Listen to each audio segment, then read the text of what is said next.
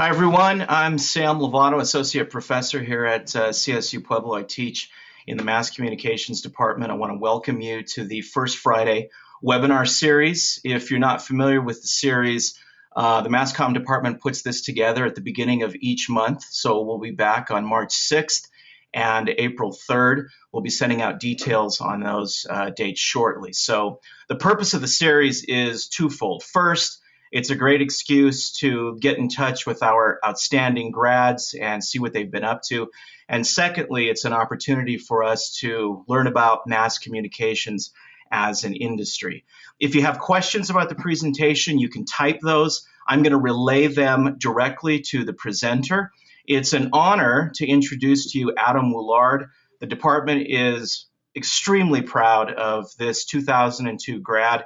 He started his career in Boulder with the CU Buffs and then went on to spend about a decade with the Green Bay Packers. And then most recently, he's been with Fleischmann-Hillard in Chicago with primary responsibility being the Gatorade account. So with that, I'm going to turn it over to Adam Woullard.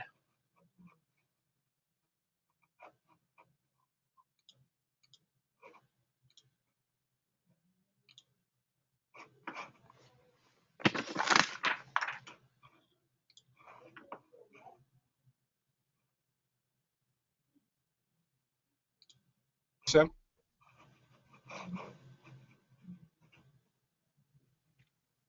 Can you hear me? We hear you, Adam. Okay, great. Thanks very much. It's an honor to be able to be invited to present this webinar. I have been lucky enough to spend my entire career working in sports. Today, I will talk specifically about a recent campaign we worked on last fall, which was the Gatorade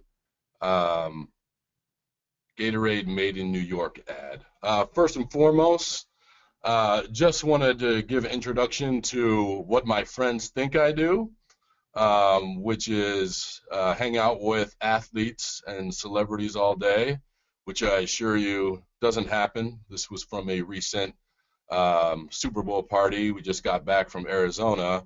This was after a 4 o'clock wake-up call and taking players around for a combined 8 hours during the day and doing a variety of other media-related tasks. So I was halfway asleep in this picture. So although it appears glamorous, it was about bedtime for me. What my parents think I do, getting my parents to understand public relations and earned media.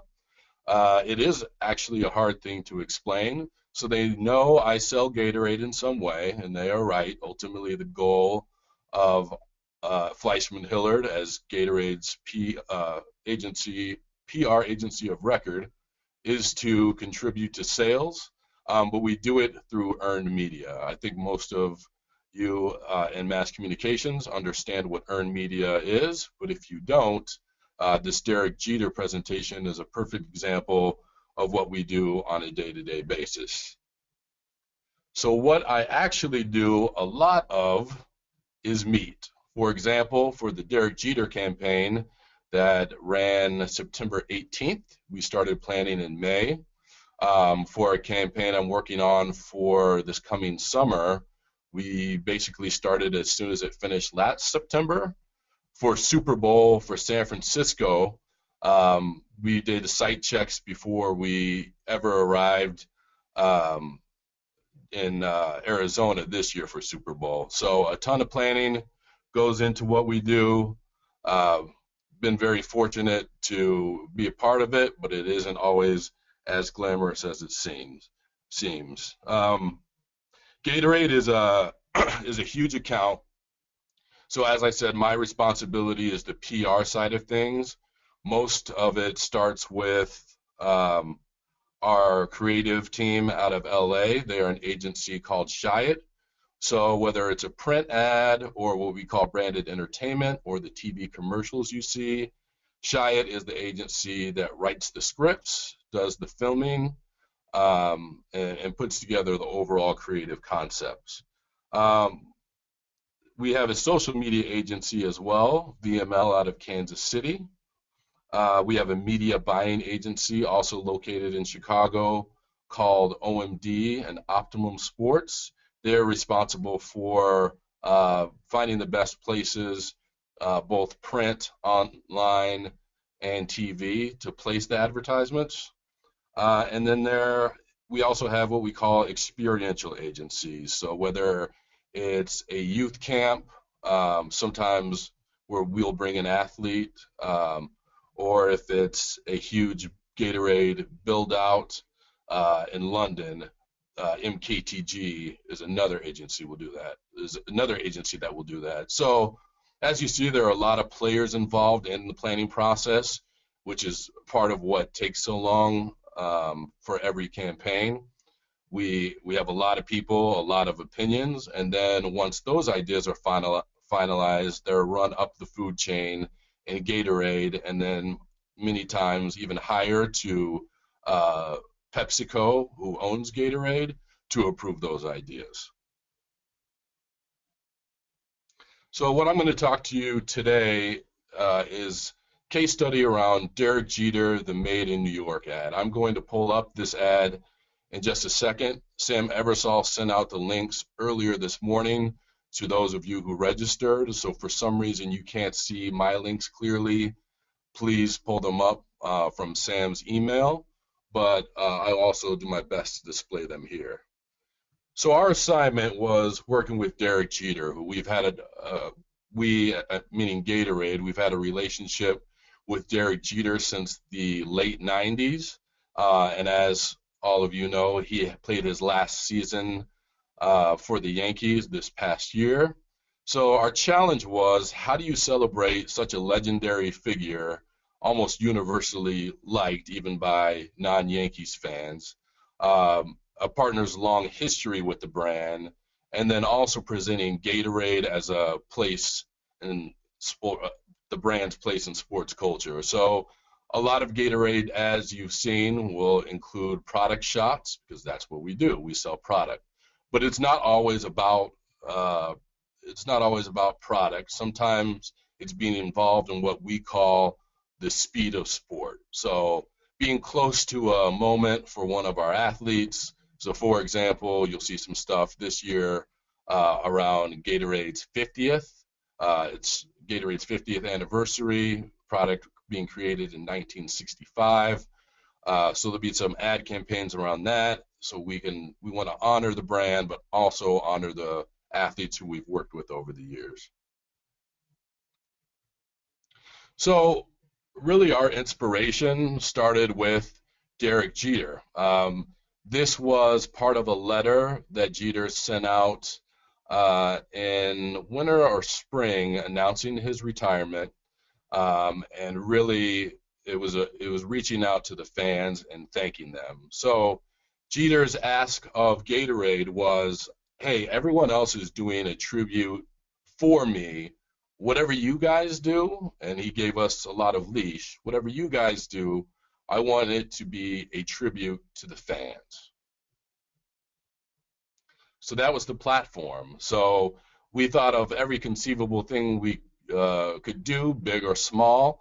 This is an interesting part of the planning process too, because 95% of your ideas never see the light of day. So for the program I'm working on for this summer, direction changes, internal priorities change.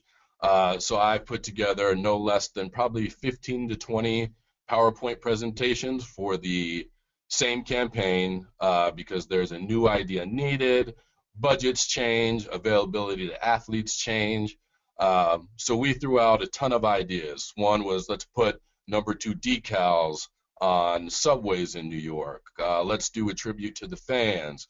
Well, as you start to think through all these ideas and you call the city and you're working on licensing and then getting feedback from Derek Jeter himself, these plans change. So I'll get to exactly what PR's role was in a minute, but just to give you an idea of what the planning process is like, there's a ton of ideas thrown out, very few of them see the light of day. So the plan was to take the authentic letter that Derek Jeter created for his fans, give him a platform to thank his fans, and use the marketing mix, so TV, social media, how would PR support the release of the ad, and then how can we create a second wave of news that would take advantage of other resources we had at our disposal. So let's watch both commercials. I'm going to start with Brand Jordan. So just to give you a little background, Brand Jordan connected to Nike, of course. They are Derek Jeter's other longtime partner. They put their ad out in July, right around the time of the ESPN Awards, or ESPYs. So we had an advantage and a disadvantage of seeing their ad first, which was spectacular, and then from there deciding what kind of tone we would take. So 1 second, I will pull this up for you.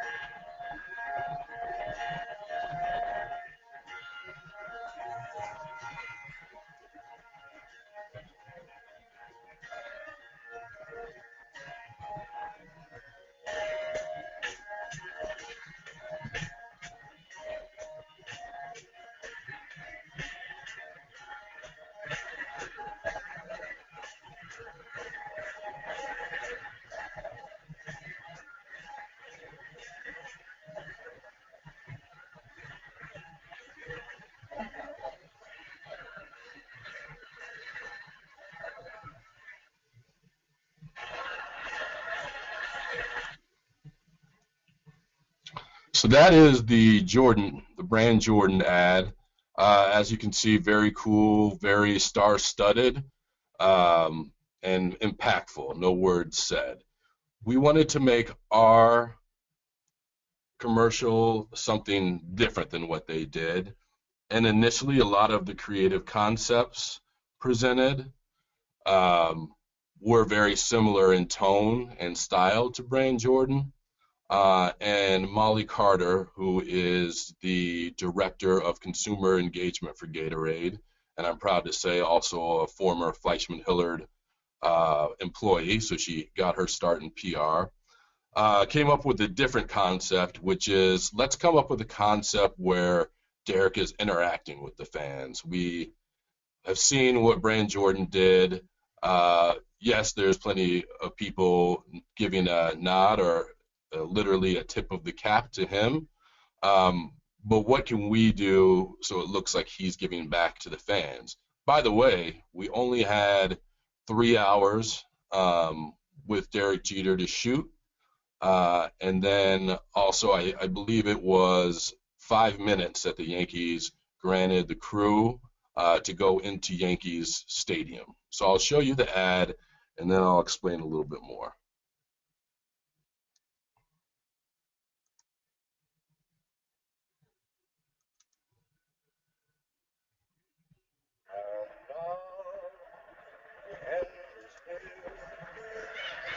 So I face the final curtain. You know what? My friend, I'll say it clear. I'll state my case.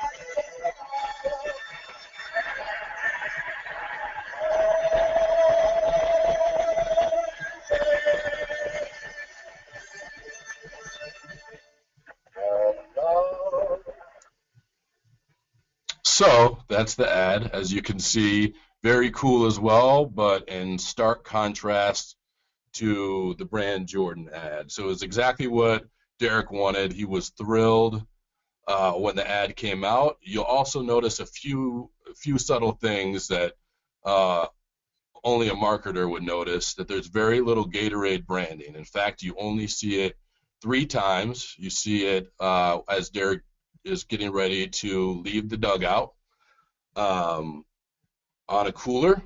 You see it in the scoreboard behind him, and then you see it with the closing Gatorade tagline. So again, not about product here, but more about Gatorade being an authentic brand connected with a great athlete and sports culture overall. Also, in that final scene, we had 5 minutes in Yankee Stadium. There were no fans in Yankee Stadium because it was mid-afternoon on an off day. So everyone you see in the stands, all the noise, anything you see on the field was added in afterwards. So the magic of editing brought the scene together. I think one of the most impactful things about this ad too was the song choice. So early on in the process, they knew the creators knew they wanted it to have something to do with New York, but it really was hip hop songs. So it was songs from Nas, songs from Jay-Z, who was a personal friend of Derek's. We had talked about even making a custom a song customized for this ad created by Jay-Z, but as you can imagine, to get Jay-Z to create an original song, he's not doing it just as a favor to his buddy. There's a significant cost there. So Frank Sinatra My Way was instead picked, and after watching this commercial as many times as I have, which is probably a couple hundred times at this point, I can't imagine the commercial without Frank Sinatra. Again, there was probably a substantial fee paid to the Sinatra estate, but definitely worth it for the results we got. So PR's challenge was, I mean, let's be honest, this commercial is a beautiful commercial. It was going to do well no matter what, in my opinion. But to me, it was, how do we get people to talk about it in the right way? And how do we make it as big as possible and for as long as possible? So our original thought was, in spirit with the overall ad, let's first go out to the fans. So every great commercial pitch starts with a media list. So our media list first consisted of about 68 Yankees bloggers. As we tried to get a hold of email addresses, phone numbers, etc., that was whittled down to about 20. So the morning of Thursday, September 18th, we reached out to these 20 bloggers and gave them the chance to break the ad first. We also gave it to Ad Week to talk about the ad from a creative standpoint. But for sports media, we wanted the fans to have it first. One, because again, that set the tone for what Jeter was trying to do. And two, because we wanted to create a positive tone for the ad as it got picked up other places by other media. And who better to put it in the best light than Yankees fans, particularly fan bloggers. So there's kind of a kind of a gray area between bloggers and serious media this day. But we really reached out to media who are independent bloggers. We weren't looking for media impressions or to reach a huge amount of people with the first surge. It was really more about creating an authentic fan voice around the ad. We also gave away 2-bolt squeeze bottles, and just to clarify, we call them squeeze bottles because you wouldn't want to put water in a Gatorade bottle. So we don't call it a water bottle, we call it a squeeze bottle.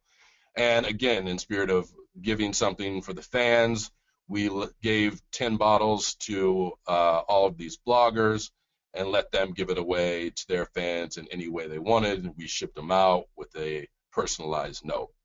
So that was our first wave, about 7 a.m. Eastern on September 18th.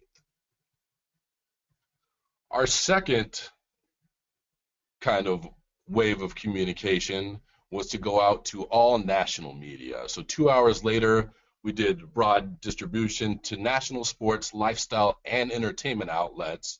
Obviously, Jeter is one of those athletes that's bigger than just baseball.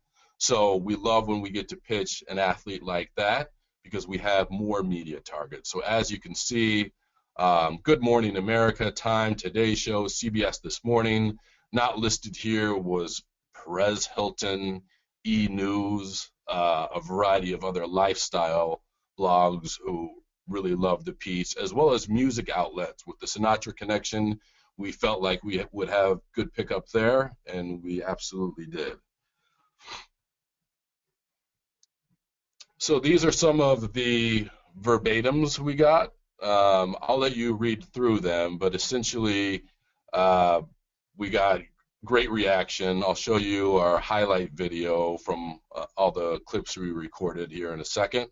To me, the quote that stands out the most, and sometimes PR is hard to measure in terms of sales, but when you have an outlet like FanDuel saying, and also shout out to Gatorade, I am now more likely to buy your sports drink because I like this commercial, that's ultimately the goal. Again, we can say that PR is a lot of things, but at the end of the day, all of us are held to increase sales numbers. It's hard to tell.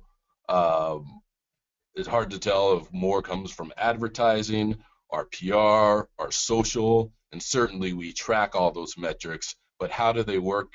How do they all work exactly to increase sales for Gatorade? We don't know. So I'm going to show you the highlight video real quick. It'll just show you our overall media results, and then I'll walk you through kind of what we look for in terms of success for a campaign.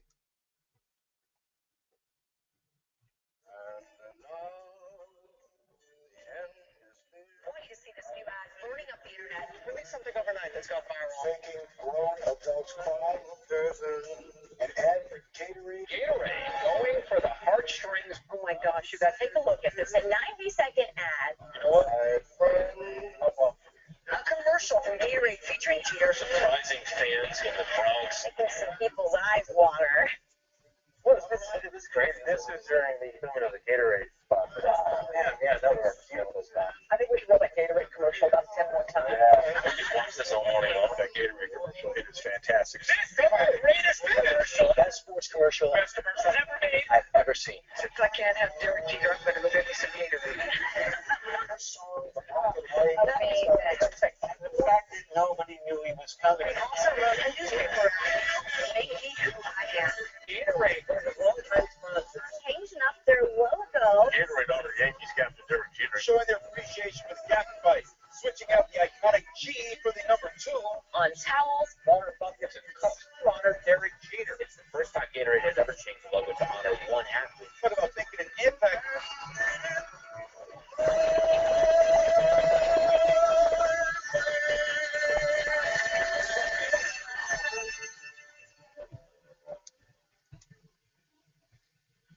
And now the end is near. I want you to see this new ad burning up the internet. Doing something overnight that's gone viral. Making grown adults cry.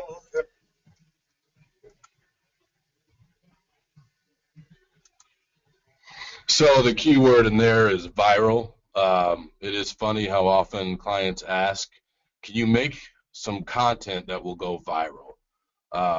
That's obviously hard to predict, but we had a good feeling that this one would, and it absolutely went mega viral. In fact, it is currently at 9 million views, which is 1 million more than the Jordan brand ad, also attributing Jeter. So as you may have seen briefly in that highlight reel, our second wave of communication was to tell people that we would actually be honoring Derek Jeter in stadium. This happened the Monday after we released the ad, and we put 2-bolt cups, coolers, and towels in the dugout. We wanted to go broader and give them to the entire stadium, but there were some production costs involved, some concern from the Yankees, a lot of things that prevented us from doing that. So we had to make it what we call cheap and cheerful. Didn't cost much to produce the cups, coolers, and towels. They were in the dugout. We told media that they would be there. A month earlier, we actually staged them in the dugout at Yankee Stadium, got the Yankees photographer to take some pictures. He sent it to us. So the morning before this game happened, which was during Derek's final homestand at Yankee Stadium, we blasted this out to media and encouraged them, if they had field access, to please get a picture. And several more broadcast stories came out of this, which was then linked back to the commercial, thus giving it more life. So all of these things really work together to create a successful campaign. The one thing I didn't mention was the print ad, which was featured in several daily newspapers in New York. Again, a different version of the form of his letter to the fans, but really thanking them for all the support over the years. That, combined with the TV commercial and the branded dugout equipment, really led to a successful integrated campaign. Again, as you saw in the video, we had 846 total stories or features. Some of the metrics we look for, usually we set a goal for every campaign we do. We always want Gatorade to be mentioned in every single story, so we got that. 100% mentioned Gatorade and Jeter.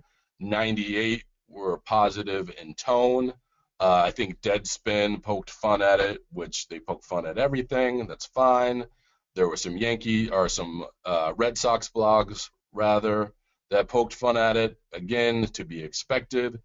And 70% mentioned the fan tribute, which was ultimately the message that Derek, as well as Gatorade, wanted to get across. So more than 770 million media impressions. Media impressions are measured differently depending on where they post. So for the internet, for example, ESPN.com, for this month they would measure their media impressions as 25 million. That means that they are reaching 25 million unique visitors during the month of January. TV, it's a little bit different. We use Nielsen and a variety of other tools. Print, we look at circulation. Radio is actually the most difficult to track, particularly with satellite radio, because satellite radio doesn't measure average quarter hour in the same way that terrestrial radio does. But we make our best guess. We also work with our media buying company, because they often have those numbers that they're given to by salespeople wanting them to put advertising on with them. And we come up with our overall impression number. We then use a fairly simple equation to determine how much is it worth in advertising value. And based on the amount of impressions we got, which, by the way, is by far the most we've ever had for any ad launch, and actually the only thing I can think of that I've worked on that compares would be the 785 million impressions we had during Super Bowl week in Indianapolis. and that was with 12 players, including Peyton Manning, Andrew Luck before he was drafted, RG3 before he was drafted, and a variety of other stars. So to get this much without having contact with any athletes, in this case, we didn't have access to Jeter to even promote the ad, was really impressive, something we were really happy about, and more importantly, our client was very happy about. So elements of a successful integration: a clear assignment with clear objectives. When you are working with an athlete who has a vision for what he wants, that makes it much easier. Everyone knew what we were trying to get out of this ad. A few times we did get off track on some ideas, and some ideas really did seem like more of a tribute to Jeter than to the fans, so we had to pull back and change direction. True partnership, not only with Derek, but with Major League Baseball, who helped us promote the ad at their various events, and a lot of give and take. So Jeter was involved in the creative process. Doesn't happen often, but again, when you can get an athlete's opinion on the work they want to do, it's great. We have a similar relationship with Michael Jordan. He doesn't do a ton of advertising for us anymore, but on projects both consumer-facing and behind the scenes, he usually has a lot of say about what he wants to do, as he has with his own shoe brand. Bobbing and weaving, again, adjusting to availability times, budgets, and media goals, and then surpassing our goals. We set a impressions goal of 150 million media impressions for this ad, and quite obviously we more than surpassed that. So we don't purposely set them low. We do set what we think is accurate based on comparable campaigns, and 770 million was the final number. And that was the final number that we measured in September. There may have been repeats or pickups since then, but that was the number we landed on towards the end of the campaign. That's all I have. Questions? Adam, that was great. If any of the attendees have questions, they can type those, and then I'm going to go ahead and try and relay those directly to Adam. But hey, I'll go ahead and get it started, Adam. This is obviously a very successful campaign, but could you relay briefly maybe a campaign, or you're developing a platform that might not have turned out the way that you had forecasted it, and it was not as successful? In that case, what do? Do you cut your losses and move on, or how do you reconcile that, or resolve a campaign that might not go the way that you thought it was going to? It's a good question. I think it's managing expectations along the way. So I feel like our team has a pretty good sense of what's going to sink or swim. Now, I could have never predicted that this campaign would have done as well as it did, particularly because you don't know if people are going to say, oh yeah, but the Jordan brand already did this. But a good example would be last year, Gatorade worked with the Brazilian national team, and there are a lot of promises made up front in terms of resources we would have, interview resources. Basically, let me back up. We were doing a branded entertainment documentary with the Brazilian national team leading up to World Cup. From a PR perspective, we kind of told them what we wanted, which was access to several players, access to coaches, and we wanted to pitch it to a big outlet like a Time magazine or a Newsweek. And as we went through the process and tried to acquire these resources and pitched it to media, and the two weren't really coming together, we had to set expectations for the client along the way and tell them that we weren't going to get what we originally thought out of it. There's been very few cases, actually, I can think of where we thought, wow, we're going to blow this out of the water, and it's failed. But when that does happen, I think you have to go and you have to look back and figure out why. So there are times where we might pitch something to sports outlets on a day where some other major sports news is happening, and it gets passed over. There are times where, unfortunately, because of delays, we've had to pitch around a holiday. So we had a recent campaign where we pitched around Christmas. It still did very well, but I truly believe had we pitched a week earlier, we probably would have doubled our impressions. So I think before the fact, it's taking your client through that conversation. After the fact, if for some reason you're really surprised, you have to just kind of investigate why. It's not really making excuses, but our clients expect us to perform, and so if we don't, we need to have an explanation. Right. Thank you, Adam. First question is from Dr. Ebersol. First, he wanted to relay, great job, Adam. Here's the question. Did Gatorade give you any pushback initially on the fact that the brand only appeared 3 times in a 90-second spot? No, I think that was the intention all along. I think it was, I'd say the one thing they did copy a little bit from Brand Jordan is they didn't want it to be heavily branded or it would seem inauthentic. This was a chance for Derek to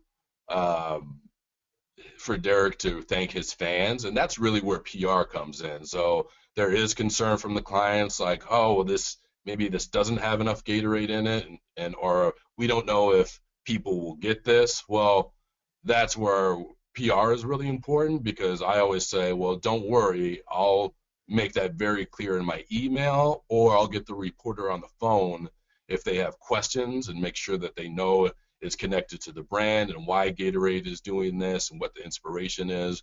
So it's our job to tell the story behind the scenes so that the final article that comes out conveys exactly that message.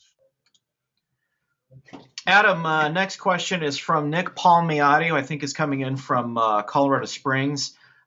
Question, you touched on it briefly, but I'm wondering if you could talk a little more in depth about general philosophy and success about the integration between PR, media, editorial, and production.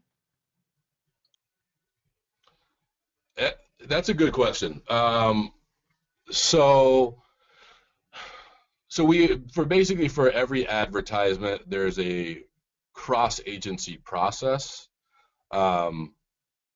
And a lot of the feedback we have to give around an ad is whether it's PRable or not. So a good example was a multi-sport commercial that aired over the summer, and it was, I wouldn't say it's a typical Gatorade ad because that's unfair. It was an ad appropriate at the time. It was during the summer, which we call, Gatorade's high sweat season.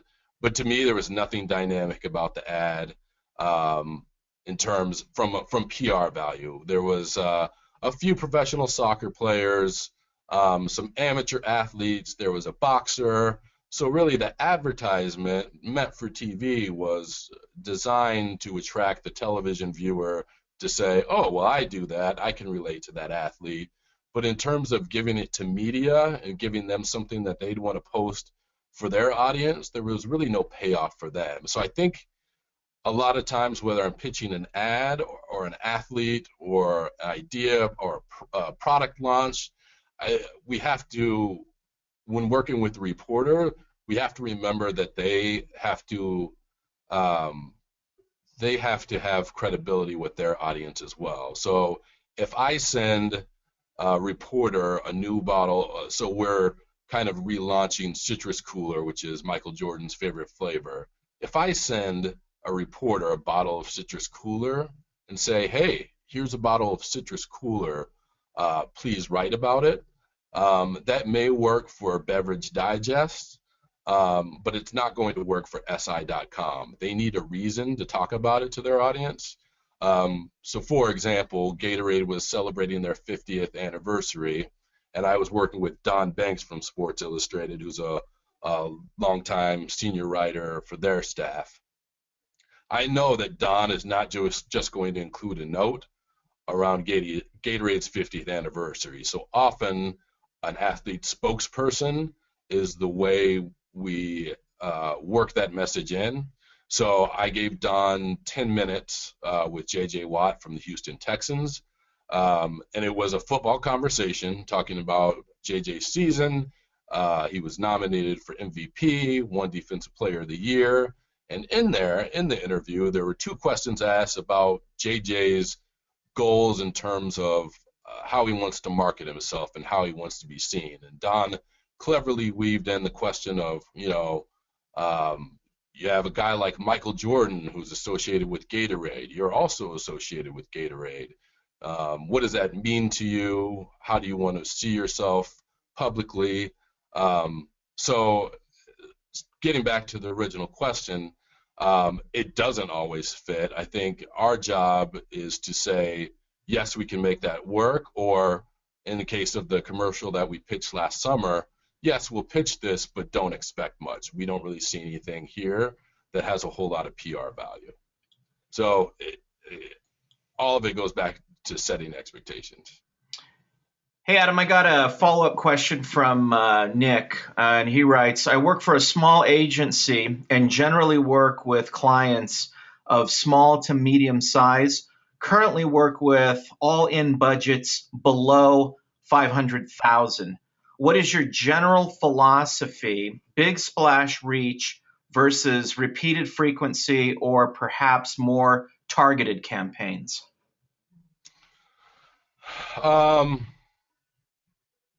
It's a good question. So I guess and I want to make sure I'm understanding the question right, but we do campaigns both big and small, especially when you get into the later parts of the year. Now, yes, Gatorade is a multi-million-dollar account for Gatorade, but you've only have so much money to pay for so much. So you either support a program in a small way. I mean, to be honest, what we spent on the Derek Jeter campaign, we didn't create, a lot of times we'll create really fancy media kits. There really wasn't much that we did here except for finding the right target. And at the end of the day, whether you have $1 million budget or you have a budget of $2,000, reaching out to the right media at the right time is very important. I think there was probably a reaction with the Jeter ad that we needed to get it out right after Jordan and build off that momentum. We didn't want to look like we were too late in the game.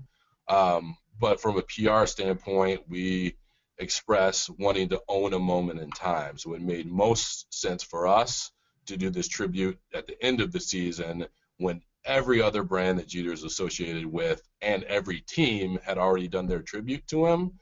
There was some skittishness behind that. Would we be accused of being too late to the party?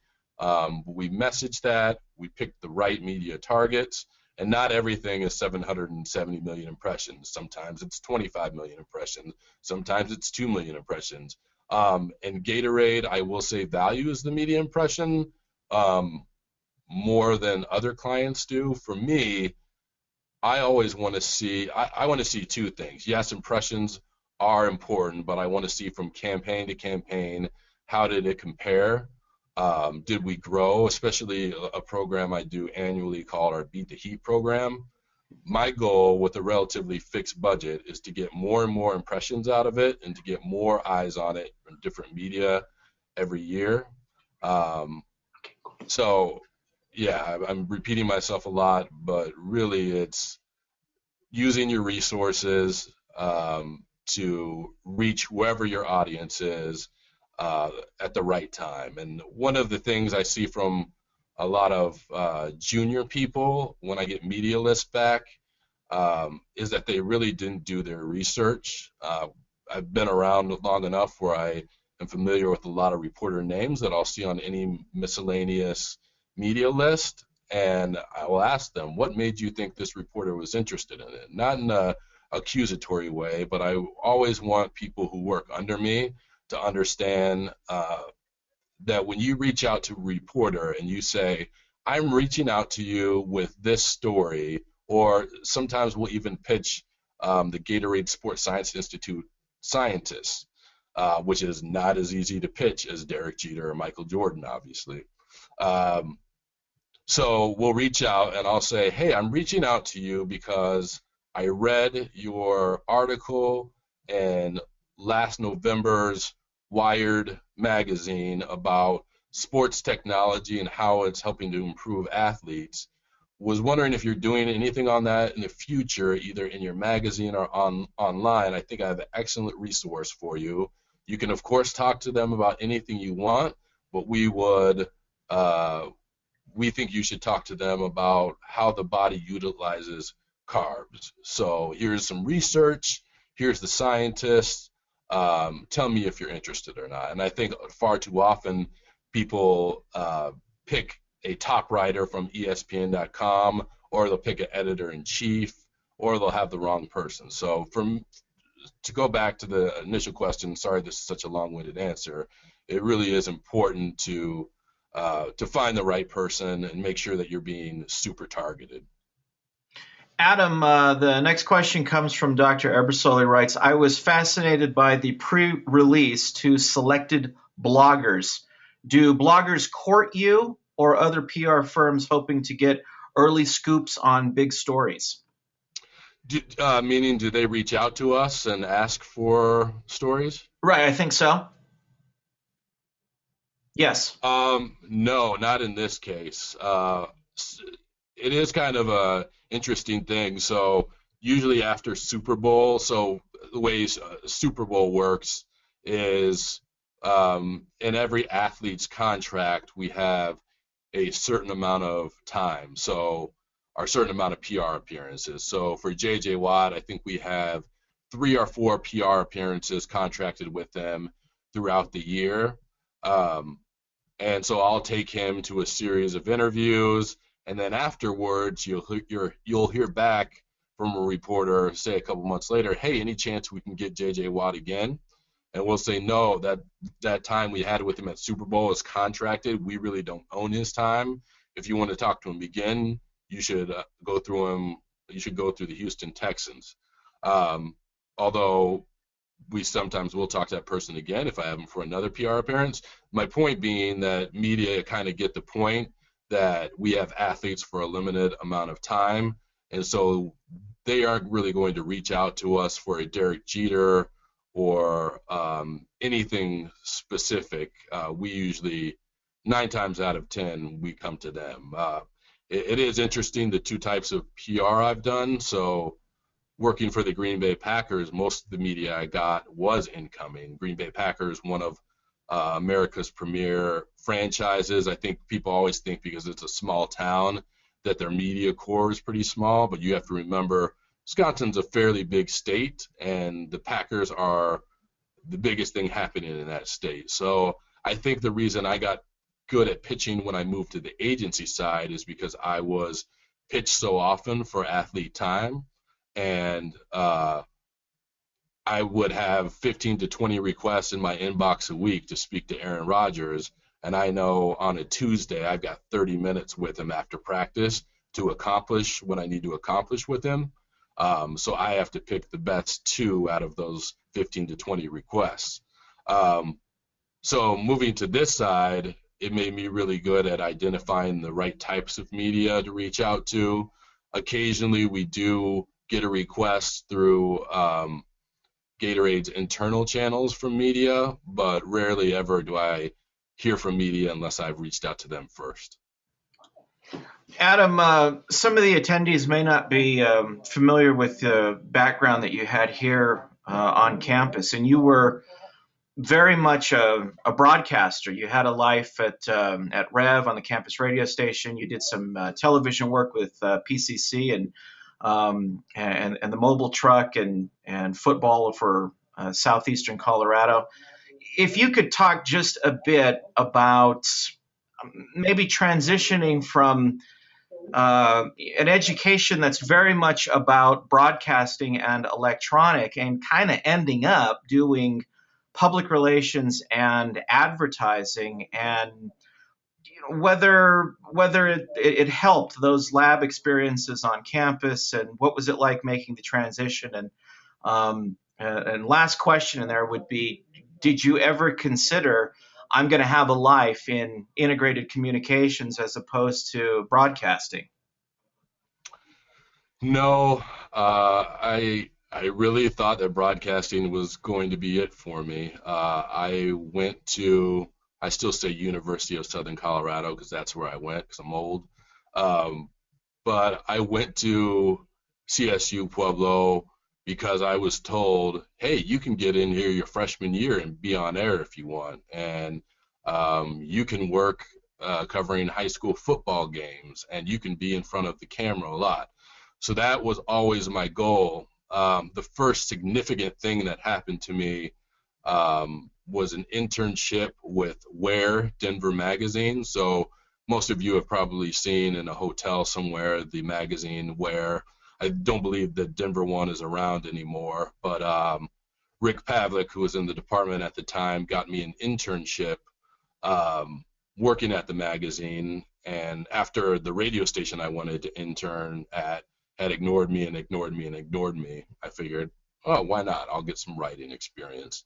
And then I did a internship the following year working at Fox 31 in Denver, which was an incredible experience. I worked with David Treadwell, who was an anchor at the time, former Denver Broncos kicker, and a number of other reporters who really were nurturing and didn't just have me log tape, like they really wanted to see me succeed. So between those two internships, I had a solid understanding of how media worked. And the job I got at CU really came after I had passed out my broadcast tape. I think I got one call from Paducah, Kentucky, and another from a traveling basketball team who needed a announcer. They were basically like the poor man's version of the Harlem Globetrotters. So not that I was too good for any of that, but I thought I wanted to stay closer to home. I called the University of Colorado through someone I knew. They sent me to the sports information department. At the time, I didn't really even know. I had worked with some of the SIDs on campus, but I didn't really know what the job entailed. Went in for a 5-minute interview. The guy who would become my boss was working on the golf release as he was interviewing me. And he said, oh, your resume looks great, but you don't have any writing experience. And I said, oh, I do. I had an internship at a magazine a couple years ago. Here are the clips. He took one look at the clips. He called me a week later and told me I had the job. So that was I had to learn PR on the fly. But what did help me is the media relations aspect. From working on a magazine, I understood what it was to be on deadline and the kind of stories that magazines were looking for. And from a television perspective, I understood editing. From a media training standpoint, as a PR person, I knew after editing tape what kind of soundbite I wanted from an athlete when we talked to them. So I was able to teach athletes how to speak in sound bites. A lot of athletes either give too short of answers or they talk for way too long.